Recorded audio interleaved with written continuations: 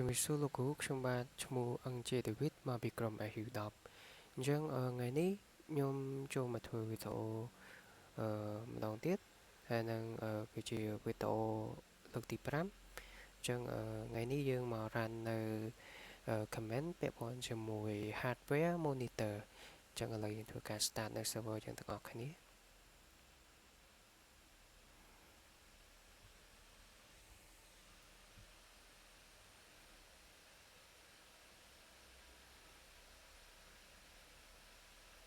អូខេយើងធ្វើការ login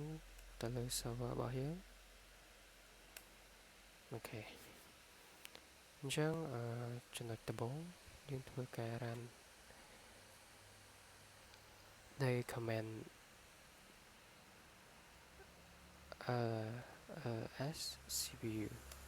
អូខេយើងឃើញពាក់ព័ន្ធមួយ CPU model របស់យើងមាន BIOS អូខេអញ្ចឹងឥឡូវយើងចូលមក top នេះគឺជា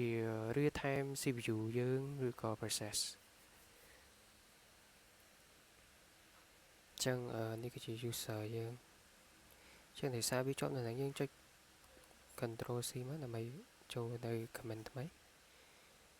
អូខេអញ្ចឹងយើងកន្លែង X top នេះគឺជារបៀបដូចជា time manager នេះមាន memory CPU យើងមាន test uptime load average ជាដើមការ control C ទៀតមកដើម្បី run command បន្តទៀតគឺ sensor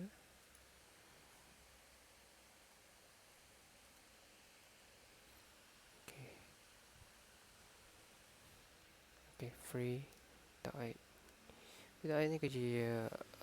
memory ដែលយើងបានបង្កើតសម្រាប់ command បន្តទៀតយើងចូល df.x នេះគឺជា time file របស់យើងមាន size ប្រមាណ មេប្រមាណ G ហើយនៅ available ប្រមាណហើយវា mount ទៅលើអីអូខេអញ្ចឹងឥឡូវយើងចូលមកកាន់ command បន្តទៀតអូខេនេះគឺជា command បន្ទាប់ហើយ command បន្ទាប់ទៀតគឺ IPA គឺ IP address យើងសាកភ្ជាប់នៅក្នុងនេះមក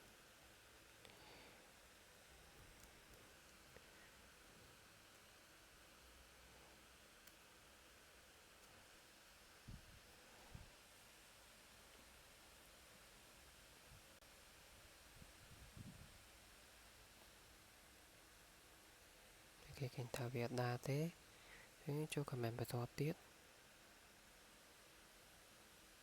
ហើយនឹង command បន្ទាប់ទៀតនេះគឺការ check status ទៅលើ SX ទៅការ password អូខេមួយទៀតគឺយើង check ទៅលើ network interface របស់យើង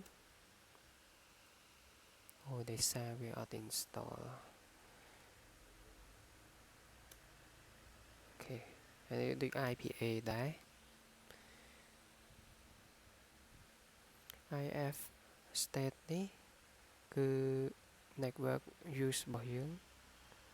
តែដោយសារយើងអត់ទាន់ install ឥឡូវយើង install សាកមើលអូខេ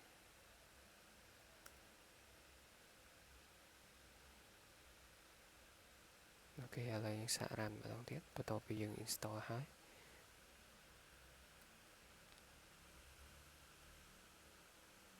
នេះ network usage របស់យើងអូខេដើម្បី stop យើង control C មកនេះគឺ speed test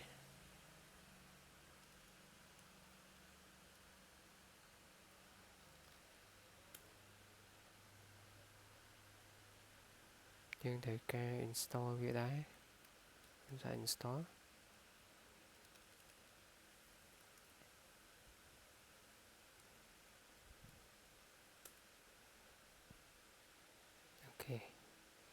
លើយើងធ្វើការ run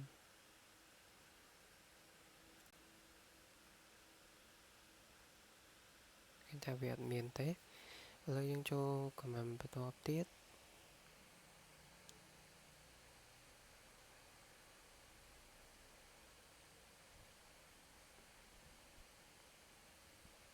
អញ្ចឹង